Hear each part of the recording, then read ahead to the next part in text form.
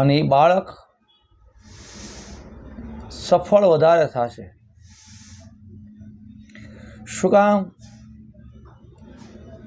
કે માતા પિતા એને પંચીકરણ જ્ઞાન નથી દેતા, એને ભીતરનું જ્ઞાન જ કોઈ આપતા નથી. તો જે ભીતરની સ્થિતિ શું છે એ બાળકને ખબર નથી. પછી આ દેહની સ્થિતિ શું છે એ બાળકને ખબર નથી. બાળકને એ પણ ખબર નથી, આપણા સંતાનને, કે ક્યારે શું ઘટના બનવાની છે.